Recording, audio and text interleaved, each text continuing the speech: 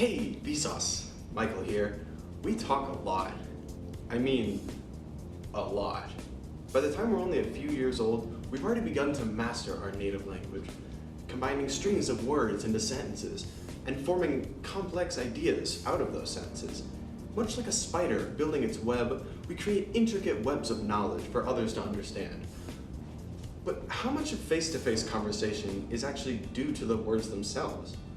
Well, as it turns out, up to 93% of what happens in these types of conversations is not a result of the words themselves, but is a product of everything else that makes up communication.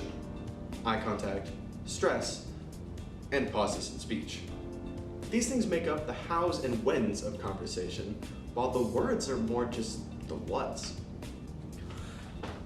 People often say that the eye are the messenger of the soul, and for good reason. When we converse, we often look into other person's eyes. It is a way of both giving and receiving feedbacks on particular points, and a way of synchronizing. And how exactly does it work? Like I said earlier, when we communicate, our eyes act both as radars and chess meters. Ideas in our mind like, are they paying attention? Are they buying what I'm saying? Or, this is boring, I want to go. Pushes us to use our eyes to send and collect messages that we want. Other than collecting information that we want, our eye work as strong tools to encourage people, persuade people, or anything else. What's more, our eyes and facial expressions can completely describe a person's current feeling better than their words ever could. For example, a look of complete terror, someone on the verge of crying, or being so red in the face from laughing that you can't even breathe. You know exactly what these people are experiencing, yet they haven't said a single word. That's the power of our eyes. As we said earlier, there's a lot more that goes on in these types of interactions. For instance, the intonation in our voices plays a crucial role in communication. Try this. Read the following sentence. How did you read it? Probably something like, I had a great day.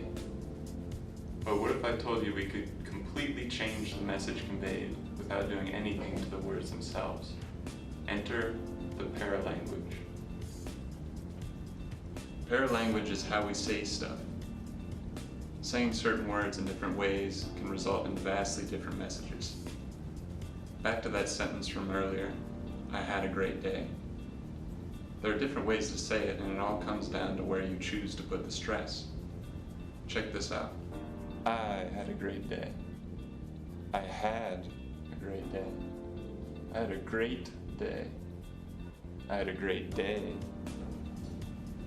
The first time I emphasized the word I, implying that someone else didn't have a good day. The second time, I put the stress on had, making it seem like I was having a good day until something else cut it short. The third time, I stressed the word great to make it clear that I did, in fact, have a great day.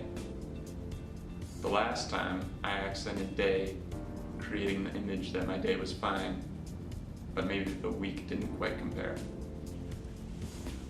Pretty cool, huh?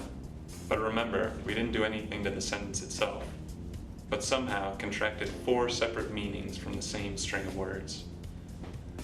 Whether or not you recognize it, paralanguage plays a crucial role in our ability to comprehend a sentence's intent. The final piece to this pronunciation puzzle lies in an idea created by Thomas J. Bruno called chronemics. His idea is that pauses in our speech can greatly impact communication. If you're having a conversation, how do you signal that your conversational partner is free to respond? By pausing. Without pauses, it's not even a conversation, it's just a rant without end. Pauses communicate information about the power dynamic between individuals. Picture this, you're at the doctor's office getting checked for some abdominal pain. You share your discomfort with the doctor, and they are absolutely sure that this specific thing is what's going on. You, being the smarty pants that you are, know that, in fact, the thing the doctor has diagnosed you with cannot be what's wrong. You try and you try, but you can't get a word in. So annoying. This is exactly what it would feel like if we spoke without pauses in our speech.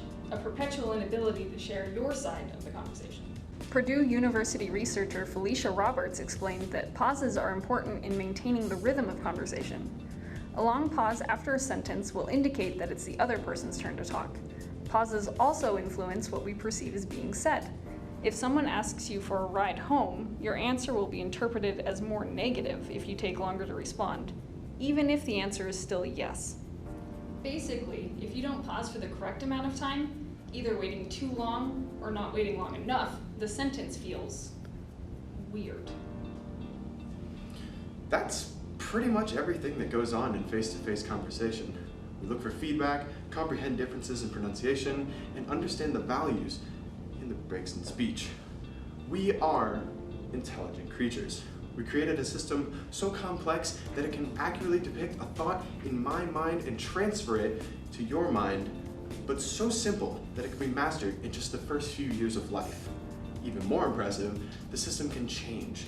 It can adapt to new words, new syntax, and new mediums. Texting is by far one of the most common forms of communication of our time. Oddly enough, it too has developed its own set of rules texters must follow in order to get their messages across clearly.